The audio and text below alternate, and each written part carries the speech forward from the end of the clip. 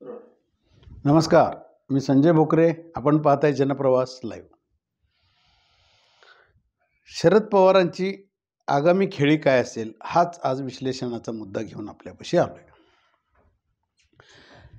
लोकसभेतल्या यशानंतर विधानसभेत शरद पवार राष्ट्रवादी गट बॅकफूटवर गेला हे सगळ्यांनी बघितलं. आपण तसं म्हटलं तर पवारसाहेबांच्या राष्ट्रवादी पक्षाचा स्ट्राईक रेट लोकसभेला हा अतिशय उत्तम होता.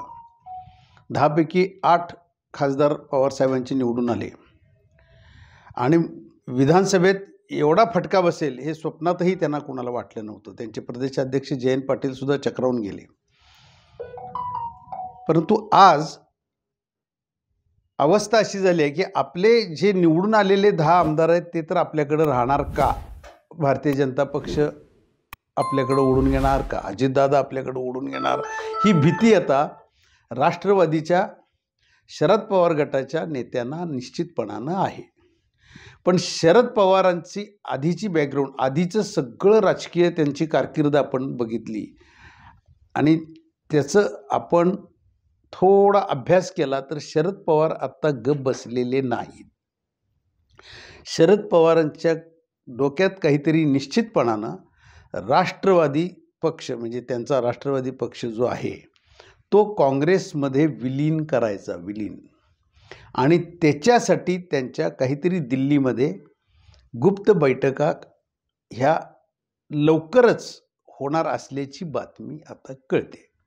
ह्याच्यातनं फायदा काय तर जुना जर का त्यांचा इतिहास बघितला तर पवारसाहेबांनी काँग्रेस एस नावाचा पक्ष काढलेला होता आणि काँग्रेस एस पक्ष पुलोद हे सगळं माहिती आहे. त्यांनी पुलोद कसे केले, वसंतराव दादा पाटलांना खाली पाय उतार कसं व्हावं लागलं, पवारसाहेब 38व्या वर्षीच मुख्यमंत्री कसे बनले, समाजवादी काँग्रेस म्हणजे त्यांचा एस काँग्रेस पक्ष हा नंतर त्यांना विरोधी पक्षात बसावं लागलं आणि मला वाटतं 87ला काँग्रेस एस हा पक्ष काढलेला परत तो काँग्रेसमध्ये विलीन केला. औरंगाबादला मोठी सभा झाली, राजीव गांधी आले आणि त्याच्यात त्यांनी तो विलीनही केला आणि त्याच्यानंतर परत मुख्यमंत्रीपद मिळवलं. त्यावेळेला शंकरराव चव्हाणांना पायउतार व्हावं लागलं. म्हणजे काँग्रेसमध्येच हे गेल्यानंतर झालं. म्हणजे काहीतरी पदरात पाडून घेतल्याशिवाय पवारसाहेब हे विलिनीकरण करत नाहीत. परंतु आज अवस्था अशी आली आहे पवारसाहेबांची की काही नसलं तरी आहे ते तर सांभाळून राहायला पाहिजे. सुप्रियाताईंचं भवितव्य बघायला पाहिजे. आज नाही म्हटलं तरी 8 खासदार आहेत आणि 10 आमदार आहेत. ह्याला कुठे सुरुंग लागता कामा नये. मग त्याच्यापेक्षा काँग्रेसमध्ये का विलीन करायचं नाही पक्ष? आणि सुप्रियाताईंनाच प्रदेशाध्यक्षपद काँग्रेसचं मिळालं तर आगामी काळात काहीतरी आपल्याला काँग्रेस हा मोठा पक्ष आहे आज, तर त्याच्यामध्ये गेल्यानंतर आणि काँग्रेसमध्ये आधी पवारसाहेब होतेच, दबदबा होताच त्यांचा, अगदी पंतप्रधानाच्या रेसमध्ये सुद्धा गेले ते. पण तो सोनिया गांधींचा विदेशी मुद्दा काढला आणि त्यांनी परत 99मध्ये राष्ट्रवादी काँग्रेस काढली, राष्ट्रवादी पक्ष हा स्थापन केला. मग आता पुन्हा हा विलीन करायचा. सुप्रिया काँग्रेसमध्ये गेल्यानंतर सुप्रियाताईंना प्रदेशाध्यक्षपद तर आपण वाजवून घ्यायचं आणि आपलं हे 10 आमदार परत फुटू नयेत ह्याची काळजी घ्यायची असंही आहे.